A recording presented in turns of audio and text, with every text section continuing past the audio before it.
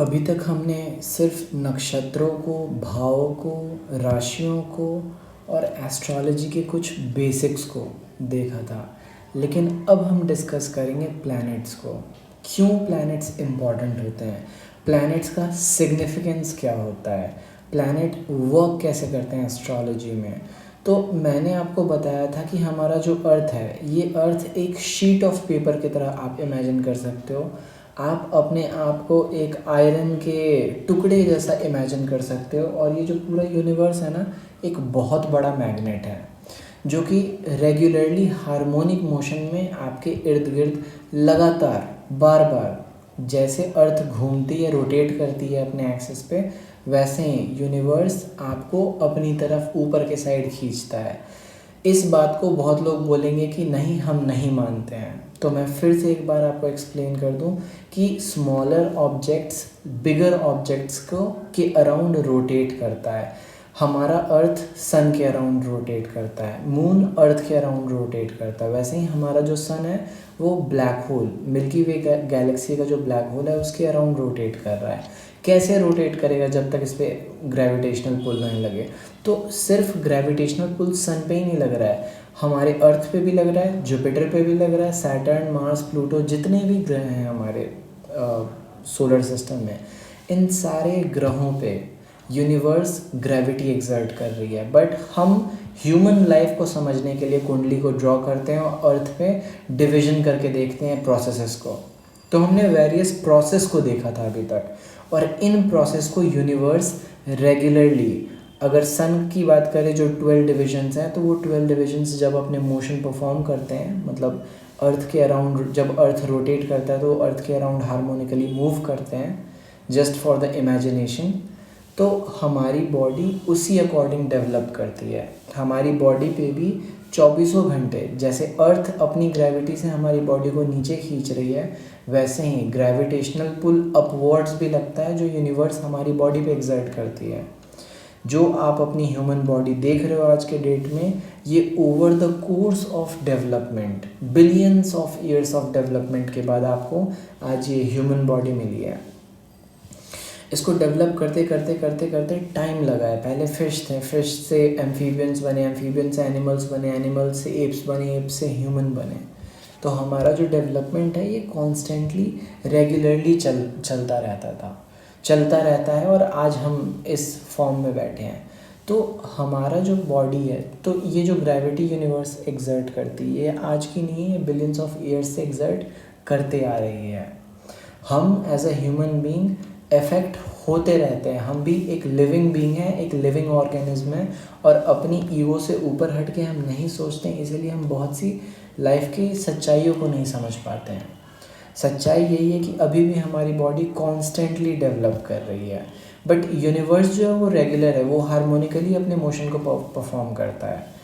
तो एक certain gravity से हमारा बॉडी अलाइन हो जाता है। सपोज टॉरस ज़ोडिएक है, ये मैंने पहले भी एग्जांपल दिया है अपने वीडियोस में।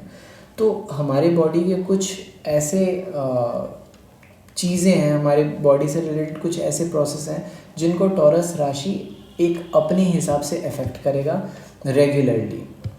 सपोज़ वहाँ पे कोई प्लैनेट आ गया, तो प्लैनेट वैल्यू एडिशन कर देता है कि प्लैनेट के मोशन की वजह से रेगुलरली वैल्यू एडिशन होते रहता है, and at regular moments, at regular intervals. सूर्य का जब एक रोटेशन, एक 24 आवर के रोटेशन में अर्थ जब रोटेट करती है, तो 12 घंटे सनलाइट रहती है और 12 घंटे सनलाइट नहीं रहती है। And it is no mysticism or secret that plants respire perspire only when sunlight falls on their leaves. रात को नहीं होती है सनलाइट, इस वजह से वो अपने फंक्शन को परफॉर्म नहीं करता है। But that's not the only thing. हमारे ह्यूमन बॉडी पे भी जब सूरज सुबह में निकलता है, तो सिर्फ और सिर्फ सनलाइट एक्सर्ट नहीं करता है, इसकी ग्रेविटी हमें ऊपर की तरफ खींच भी रही होती है। और इसकी ग्रेविटी हमें तब भी खींचती है जब अर्थ एग्जैक्टली ऑपोजिट, हमारी बॉडी एग्जैक्टली सन के ऑपोजिट होता है। अर्थ की ग्रेविटी नीचे से प्लस सन, हम दुगने पावर से खींचे जाते हैं नीचे की तरफ रात के टाइम पे। जितने भी प्लैनेट्स हैं ये डिस्टरबेंस क्रिएट करते हैं रेगुलर इंटरवल पे, और यही रेगुलर इंटरवल हमें मोशन पता होता है प्लैनेट्स का, जो कि प्रिडिक्टिव पार्ट को क्रिएट करते हैं। जो भी प्रिडिक्टिव पार्ट है एस्ट्रोलॉजी का, वो बिना प्लैनेट्स को अंडरस्टैंड किए नहीं समझा जा सकता है। तो इसीलिए प्लैनेट्स सिग्निफिकेंट हो जाते हैं, इसीलिए प्लैनेट्स को देखा जाता है, उनके मोशन को देखा जाता है, to understand when an event is going to occur, when an event is going to be activated.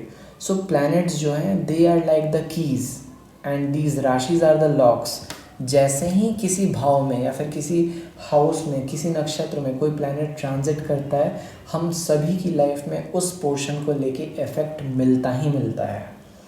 कोई अगर बोलता है कि नहीं एक समय पे 50 लोग पैदा होते हैं तो सबकी कुंडली एक जैसी है, मैं बोलूँगा हाँ, सबकी कुंडली एक जैसी है। जो प्लैनेट्स होते हैं सभी को इक्वली अफेक्ट करते हैं। यही डिफरेंस बस इतना होता है कि हमारी जीन्स अलग अलग होती हैं, तो हम रिएक्ट अलग तरीके से करते हैं, लेकिन इफ़ेक्ट सब पे सेम पड़ना है।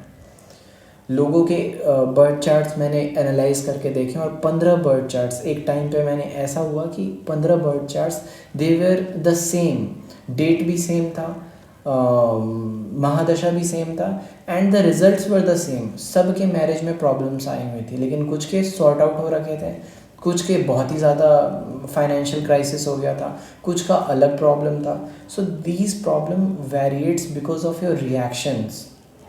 अगर इसको और अच्छे से मैं समझाऊँ तो जैसे एक समय पे जन्म लेने वाले 1000 बच्चों की कुंडली सेम होती है, तो लोग बोलते हैं कि उनका इफेक्ट भी सेम होगा, बट ये लोग भूल जाते हैं कि उनके माता पिता तो अलग हैं, उनकी जो जनरेशन, जो प्रोजेनी, उनके जो जनरेशन्स चले आ रहे हैं, जो इन्फॉर्मेशन वो अपने जीन्स के अंदर कैरी कर रहे हैं, ये डिफ़र करते हैं। अगर कोई प्लंडर, अगर आप प्लंडर मैं गलत बोल रहा हूँ, अगर कोई सपोज़ किसी के जनरेशन्स में डॉक्टर्स हुए हैं, जो प्रीचर्स हुए हैं, जो या फिर कोई ऐसे फार्मर्स हुए हैं, तो आपकी जीन्स में उनकी इंफॉर्मेशन कैरी हो जाती है। अगर आपके पेरेंट्स को आपके पेरेंट्स डायबिटिक हैं, तो वो डायबिटीज़ तक कैरी हो जाती है। सो जो भी, अगर मैं सजेस्ट करूं इस चीज़ को कि कुंडली को कैसे पढ़ा जाए, तो कुंडली को बहुत ही एब्स्ट्रैक्ट रह के, बहुत ही अनबायस्ड रह के पढ़ना पड़ता है, और इसमें थोड़ी सी ऊपर नीचे फ्लक्चुएशंस कुंडली का पूरा ओवरव्यू चेंज कर देते हैं। मैं अपने आने वाली वीडियोस में ये भी एक्सप्लेन करूँगी कि कैसे प्लैनेट के मोशंस के अकॉर्डिंग चीज़ें चेंज होती हैं। तो आपको 3 या 4 बातें क्लियर कर दूँ मैं ऑलरेडी। आपकी लाइफ की इवेंट्स प्लैनेट्स के मोशन के अकॉर्डिंग चेंज होते रहती है। आपके लाइफ की इवेंट्स महादशा के अकॉर्डिंग अरेंज्ड होती है किसी भी प्लैनेट के, और सिर्फ प्लैनेट की महादशा नहीं होती है, चर दशा भी होती है, जो कि राशि का दशा होता है। तो राशि के दशा को चर दशा कहते हैं, और चर दशा से भी देखा जाता है कि आपके लाइफ का ट्रैक क्या है। ट्रांजिट ऑफ प्लैनेट्स डिसाइड करते हैं कि इफेक्ट कहाँ पे हो रहा है, और चर दशा और महादशा प्लैनेट्स का, इन दोनों को मिला के देखा जाता है कि आपकी लाइफ का ट्रैक क्या चल रहा है, किस तरीके से आपकी लाइफ प्रोग्रेस कर रही है। सो स्टे ट्यून्ड, और आने वाली वीडियोस में मैं और भी बहुत अच्छी अच्छी बातें बताऊंगा। सो बाय।